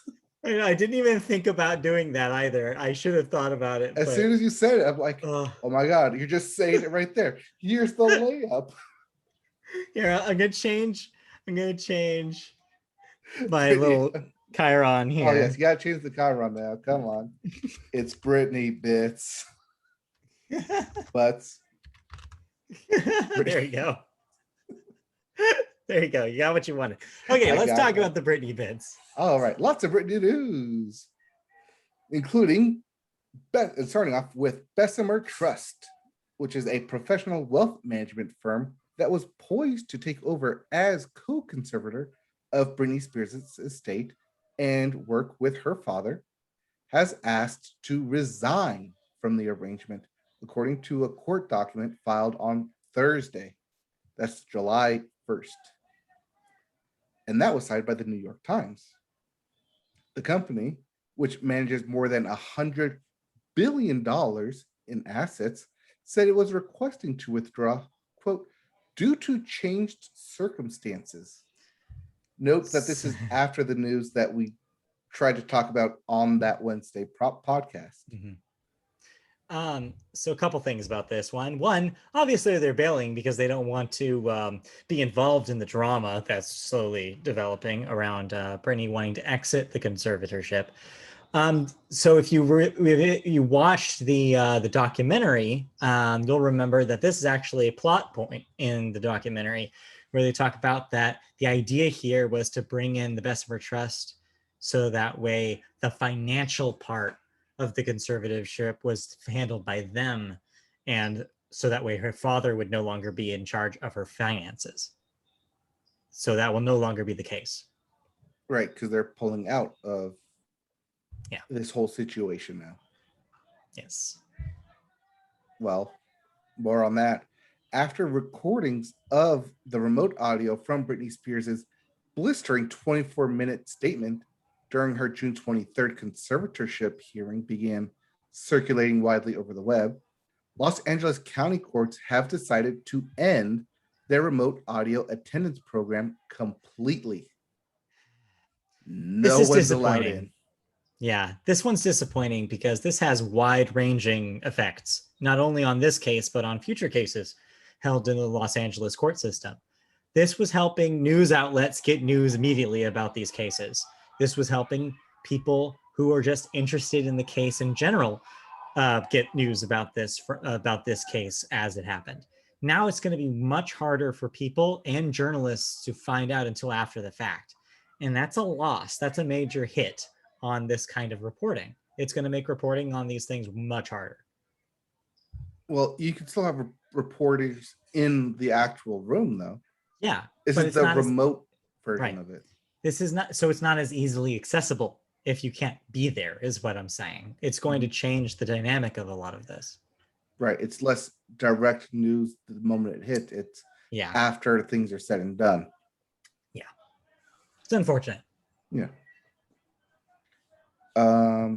Other note here, or other news, is Britney Spears' court-appointed conservator, who told the court on Wednesday that she has been getting death threats ever since Spears spoke out against the conservatorship last month. Jody Montgomery asked the court to allow Spears' conservatorship estate to pay for the cost of round-the-clock security at Montgomery's home. In the motion, she also said that Spears wants her to remain as the conservator of Spears' person, and that Jody Montgomery will not be resigning. Quote, since Ms. Spears has requested that petitioner retain her position as conservator, petitioner has no intention of abandoning her by resigning because of these threats. Petitioner referring to Jody Montgomery in the statement.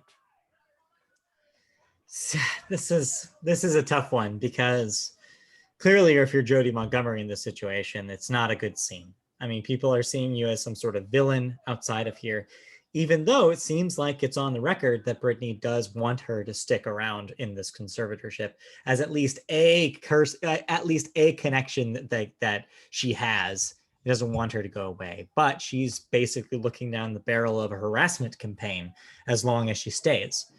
It's tough, and there's no real right answer here. Obviously, you want to do things and you want to keep things in the system that Britney wants because she's the focal point here.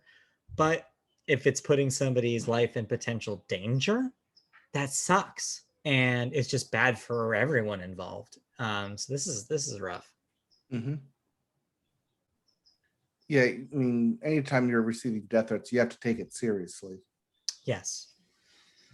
And I mean, Britney Spears wants her to retain her position as a conservator on her side. So she sees some trust in her. Right. But then you have like outside people not knowing the full scope of things. And I guess trying to dox. That's what it seems like. Yeah. Yeah. Or whatever they can do. Right. Yeah. It's unfortunate. Well, to wrap things up in the Britney bits, Britney Spears' court-appointed attorney, Samuel Ingram III, will resign from the pop star's conservatorship case. Ingram III filed paperwork on Tuesday asking the Los Angeles Superior Court to dismiss him as Spears' legal representative. Quote, Samuel D.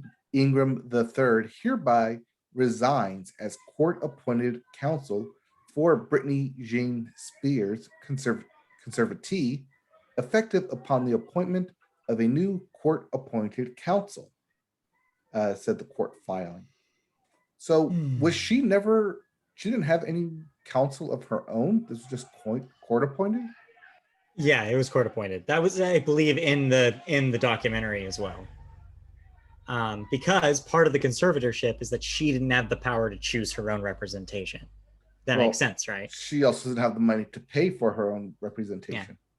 Yeah. So yeah, I believe though that being said, that I believe that on the other side of this conversation, the documentary had actually said it was kind of a positive thing that this guy was on her side because he he had shown a track record of being beneficial in these situations. So if that was the case, this might also be a loss for Brittany here, because who knows if the next person that is appointed for the case will represent her in the same way. We'll see. Yeah, I mean, to bring in someone new at this point in the trial, amidst all this chaos happening, especially this past week. Oh boy, that's not good. It's just getting more and more complicated as more and more public press is happening around it, and yeah, it's just becoming a bigger and bigger monster as the days go on. And in the center of this is poor Britney Spears, and it really sucks that she has to deal with all of this. And yeah, it's just getting more and more complicated. Right, and all this started last Wednesday when the judge basically denied her petition request. Right. Yeah. Yeah. That was only a week ago. We'll see. Yeah. I know. We'll see as this continues, and hopefully we see some good things come out of this, because it's just been negative stuff so far. Yeah, well, definitely negative on the side of Brittany. Right. All right. Anywho, let's try some lighter news, shall we? Yeah, this is just a frivolous kind of chaser after all that drama. All right. In lighter side news, I believe this belongs to video games. Roblox. This is a transition story between music and video games. Yeah, Roblox. Minecraft like Roblox? Roblox is not really Minecraft, to be fair. Roblox is kind of like, it's easier described as a game maker that's friendly for kids. Like, you make games within Roblox, not like Minecraft where you're building worlds. It's different. It's like you're making games. Like, you're making little mini games for people to play in Roblox. That's what Roblox is. All right. Maybe I'm just old, and I feel like people just moved from Minecraft to Roblox. I mean, there's probably a lot of people who play both, but yes. You're not wrong. There's some lap over in that Venn diagram. Yeah, there definitely is overlap. Yeah. But anyways, Roblox signed a deal with Sony Music Entertainment, under which the company planned to feature more Sony artists in the popular massive multiplayer online game. Terms of the agreement weren't disclosed. However, the company said the partnership will, quote, offer a range of new commercial opportunities for Sony music artists to reach new fans and generate new revenue streams around virtual entertainment. Isn't that something that was very popular last year? Virtual entertainment concerts? Yeah, we started seeing this in games like Fortnite and Minecraft and Pokemon. And, well, yeah, less so in an actual game and more so a game company backed it. But yeah, so we're seeing it more and more. And so, yeah, Sony decided, hey, we can team up with Roblox and get some of our artists doing similar things in their platform. It's smart. And it's, like they said, another revenue stream for artists. So it could be interesting going forward to have these like e-venues almost where these big artists can also have concerts. Yep, it's an easy way to promote synergy. Yes, that too. Like a boss. All right. Did you listen to anything? No, not a big release week. The bigger stuff came out the week prior, and we talked about all that. I didn't see that new Lana Del Rey album. No, like I said, I was worried about even talking about it last week because I didn't know if it was going to hit, and sure enough, I don't think it did. Yeah, I didn't see it as a release. Yeah. So eventually that will happen. Eventually. I did listen to the new Midland song. I'll talk about more about it when. Oh yeah, so it turns out the Last Resort album for that Midland song, not a full album. It's an EP hitting in 2 weeks. Okay. So short album, but Olivia Rodrigo and Sour. If you want to see that album in a full motion short film, let's say it's about less than 30 minutes in short film form, she's put out on her YouTube a new video for it called Sour Prom. And it's basically the album in prom format. As she takes her car, drives past your house, Straight to Prom.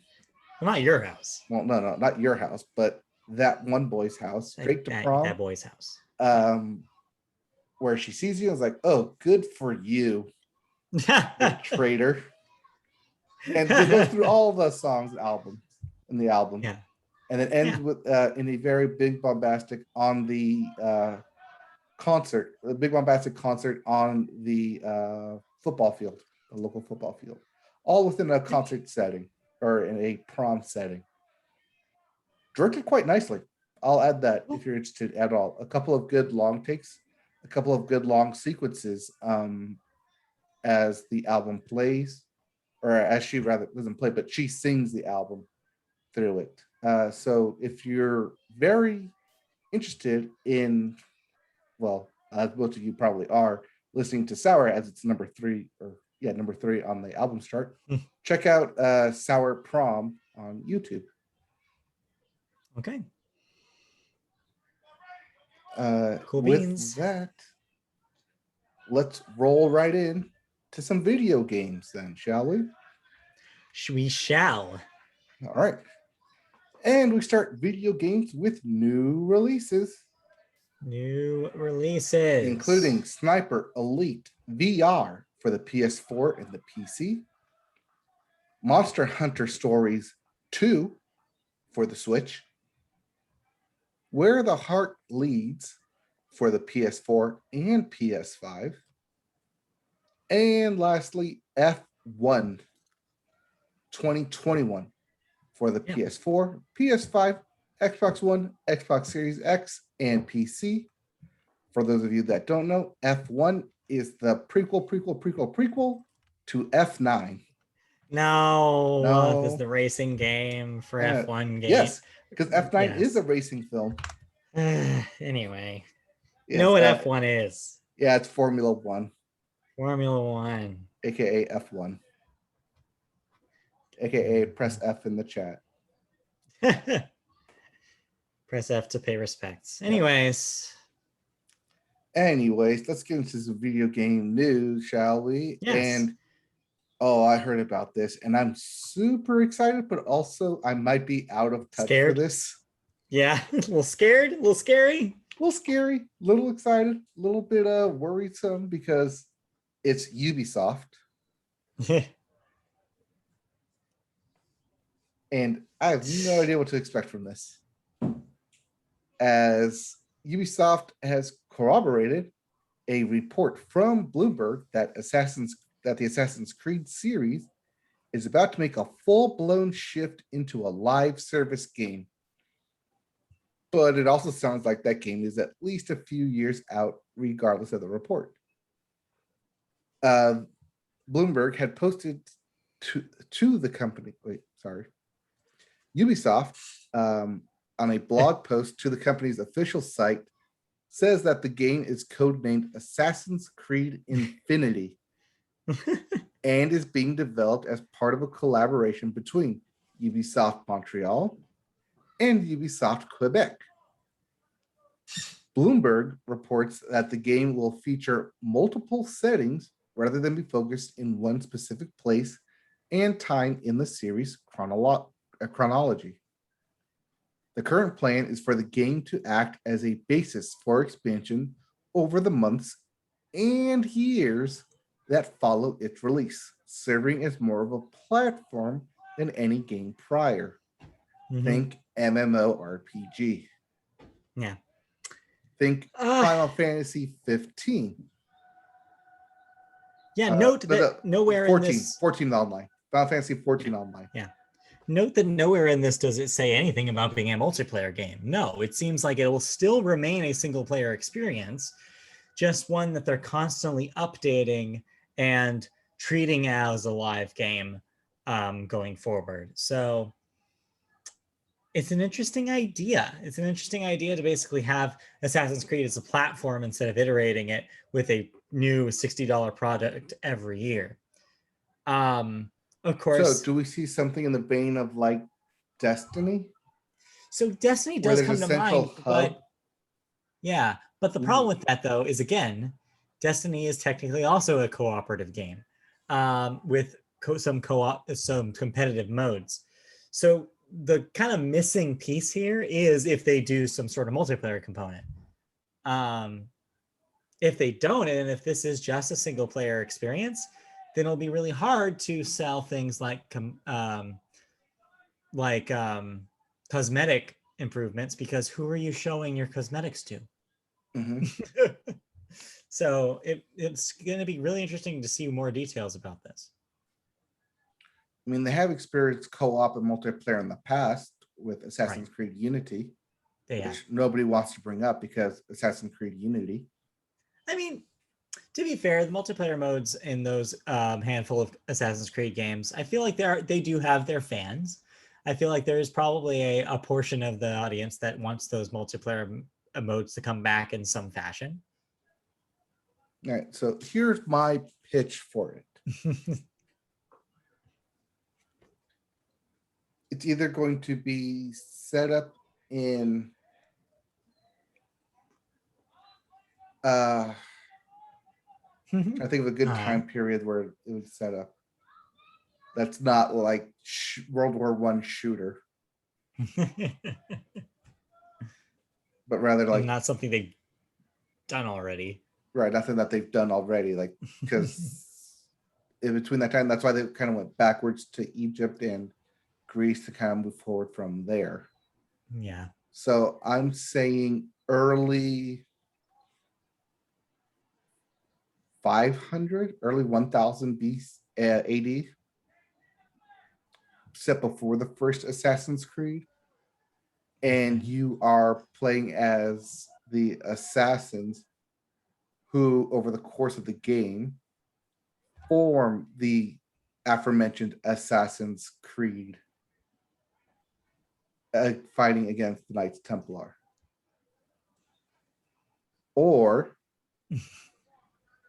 you take it in a more modern sense of whatever present day is in the Assassin's Creed universe, because I know it's not like this year, it's like 15 years in the future or whatever present day Assassin's Creed is. You have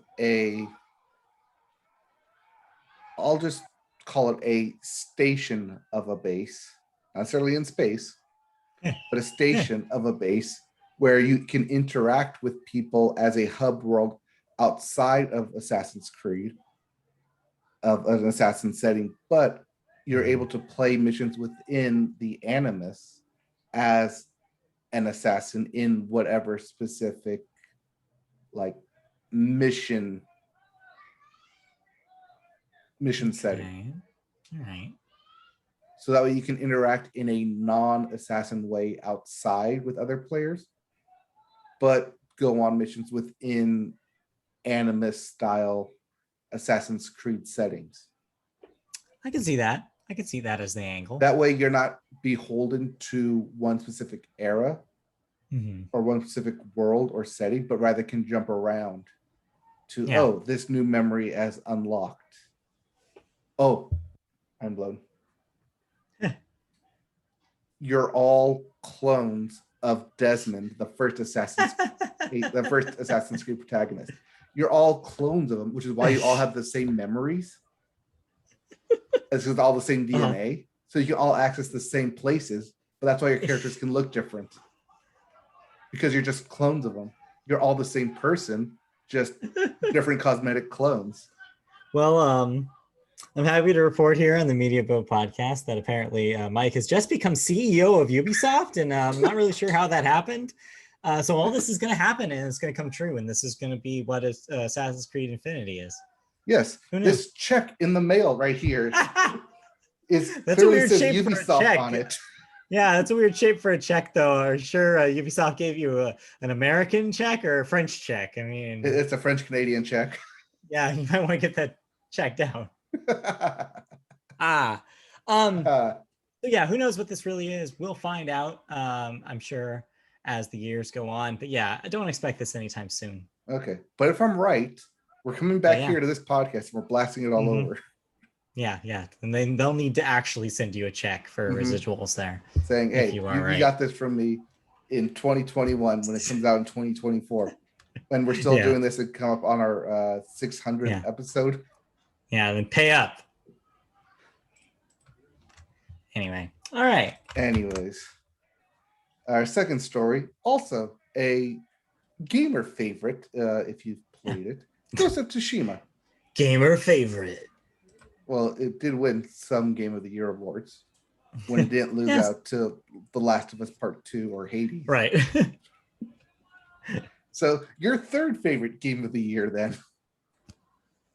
Last year's Ghost of Tsushima, a surprise hit for many. The open world samurai game told the story of Jin Sakai, a samurai struggling with tradition holding him back in his war against an invading Mongol force. Well, a multiplayer expansion further fanned the flames of excitement for the game, as did a PS5 patch that doubled the game's frame rate. It seems like developer Sucker Punch isn't done yet, though, as Sony has announced a Ghost of Tsushima director's cut for both the PS4 and PS5 with a brand new chapter in tow. The new chapter takes place on Iki Island, which is also fighting off a Mongol invasion at the same time as Tsushima. The PlayStation blog post for the game states that the new expansion contains, quote, tons of new content, including brand new environments to explore, new armor for Jin, as well as his horse, new mini games, new techniques, new enemy types, and much more. So if you thought you were done with Ghost of Tsushima, prepare to pay $60 more for director's cut. Also, if you have a PS5, this will probably be a fully PS5 version of the original game, which I'm sure a lot of people will be interested in, with more content. So can't really argue with that. I didn't play this. It seemed like a lot of people liked this. It was Assassin's Creed-esque in the way that it was a big open world with cool dynamic combat. This is a cool way for people to either re-experience it or experience it for the first time on their PlayStation 5. So pretty cool. Yep. Actually, a game I wouldn't mind owning on when I eventually get a PS5. Yeah. I'm actually surprised you didn't check this out the first round when it came out. No. I mean, because you don't even know why. I don't want to make excuses for not playing it. Yeah. But there's just making excuses for not playing it. Sure. Makes sense. Yeah. Well, you get a second chance. Yep. The true director's cut version. Because if you're not playing director's cut, are you even playing the right game? Yes. Are you even playing the true game? Yeah. Anyways, video game thoughts. Yeah, I played a game. You played a game? I played a game. I played a relatively new game. I believe it came out about a month ago. Well, as I'm sure a lot of people listening to this will know, if you play video games on the PC, that this annual summer Steam Games sale was up on Steam about a week and a half ago. I took advantage of this by buying Power Wash Simulator. Have you heard of this? No, but power washing is like porn to some people. It is. Well, what if there was a game that lets you power wash things? And that was the entire game. So Could you Simulator... power wash my tears away? No, it's not like that. So yeah, Power Wash Simulator is what it sounds like. It is currently in early access. It is not done necessarily, but right now it's about $20 for the early access version of the game. It's not very long. There's only a handful of missions of things to clean. But yeah, it's what you think it is. You are armed with a power washer. The power washer has multiple different kinds of nozzles that dictate how steady the stream is. And so you start out with basically a laser point, and then you can widen it by changing up the nozzles. The wider the spray is, the more coverage, but the weaker the spray. So you kind of have to approach different things that you're cleaning with different nozzles. Say there's really hard kicked on dirt on the bottom of your outdoor pool in your backyard. Well, the wide nozzle is not going to do much to that. It's just going to make the mud wet. You need to use the super pinpoint one and just kind of go up and down, up and down. So this game's gonna, I think, itch a lot of people's or scratch a lot of people's itch who like games where you're either coloring in or clearing out things kind of in a mindless, repetitive way. Like, for example, if you were like me and you thought the best part of Super Mario Sunshine on the GameCube was spraying down all of the goop that was on the levels and making sure everything pristine, this is for you. Also, if you like power cleaning or power washing things in real life and it gives you like this weird, like satisfying feeling, hey, this is that in video game form. And lastly, if you like the simulator kind of genre on PC, whether it be like the House Flipper, a game that I've talked about here before, or PC Builder, which is PC building simulator, which is also like literally a simulator game where you're building a computer. Very meta when you think about it. This is like that. This is very much like, but if you're expecting a whole lot more, you're going to be like, oh, wait, that's it? Because literally this is just power washing. It seems like because it's an early access, they may add more levels, they might add more mechanics. It seems like the menu hints that there may be a soap, like different kinds of soap added to the game at some point. Right now, it's just water. So it may be a situation where, oh, I have to clean this thing with wood. I need to change it to the soap that's appropriate for cleaning wood or something like that. So this is a foundation on which that they can build a more complicated game mechanically. But as it stands right now, it is extremely simple and to the point. If I had one complaint about it, the cleaning is sometimes expects too much of you. You can bring up click a button. I think it's the tab button on your keyboard to see what remaining dirt you have left to complete the level. But even that sometimes is hard to see because it can be obscured by other things in the world.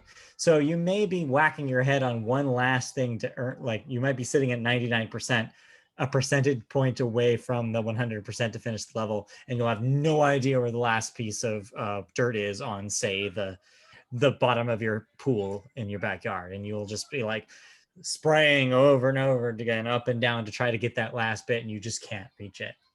So that can happen, but generally speaking, there's not a whole lot of situations like that. And if you're diligent on your cleaning, you should do a pretty good job in each level. But that's literally all this is. So if that's not enough video game for you, there's other simulator games that might be more up your alley.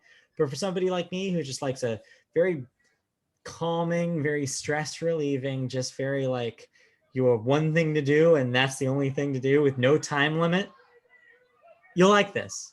It's a really good podcast game too. So yeah, that's on Steam. If you want to check out Power Wash Simulator Early Access, check it out. Sounds like a lot of cleaning fun. Yeah, cleaning fun.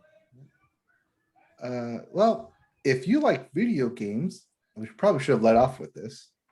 Oh yeah. And if you like games being done quickly, and your favorite game being broken into absurdity, like you know how you spend like 40 hours into a game, and then you watch someone come along and they can beat it in like an hour. Yeah. Well, prepare your tears and your wallets for Summer Games Done Quick. Yes, we're in the middle of Summer Games Done Quick. We've talked about it before on this podcast. Speed running done for a good cause. In this case, it's Doctors Without Borders again for the summer season. It's being done remote just like last year, so they do not have an in-person audience and in-person streamers. Instead, the streamers are all doing it from home. So some really good streams. I tuned in for a run of Dishonored yesterday that was only 40 minutes long, which was really impressive. There was even a Horizon Zero Dawn run yesterday that I didn't catch, but sure was just as wacky. Yep, I watched that, and they speed ran just past everything and then went through it. I also watched Ratchet and Clank Into the Nexus, which they just started off by clipping through the wall, and we're like, okay, now we're at the end. We're like, yeah, okay, that was it. That was it. You need to do. Yeah, it's fun. if you are fascinated with how video games are made and broken, then hey, watch some speedrunners break some games. It's a fun time, and it's for a good cause. Yeah, Doctors Without Borders. Currently, they're at approaching $700,000. But typically, they will reach about $1 to $2 million range by the week's end. So always done for good cause. Doctors Without Borders. They always have different incentives and different things you can bid on and put your money towards. Yep. So check them out. If you That's want... Games Done Quick Summer. Yep. Summer edition, Summer Games Done Quick. They also do it at the beginning of the year for Awesome Games Done Quick, which is to benefit cancer. So if you want to check that out, just go to twitch.tv and go to the Games Done Quick channel. Yep. It should be one of the top ones because at all times they'll have at least 50,000 people watching.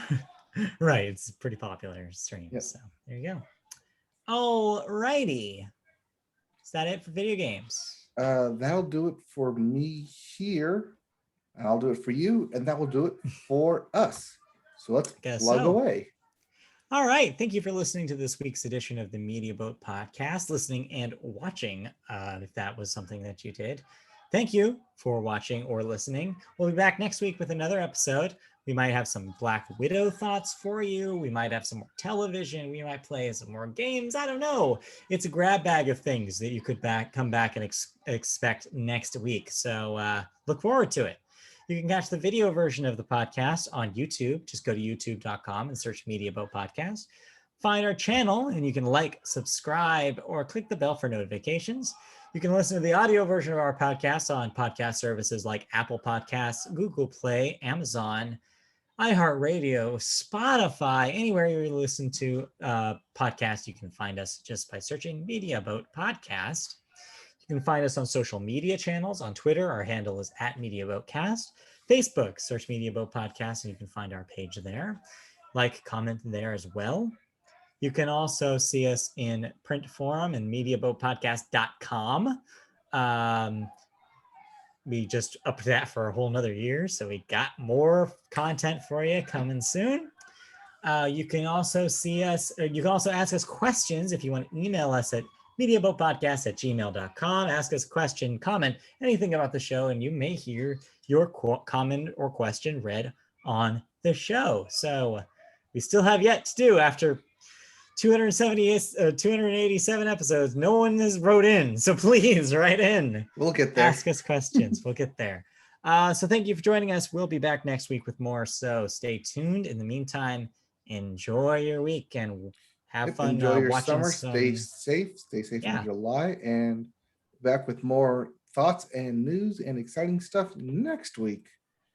Indeed. Okay, bye. Bye.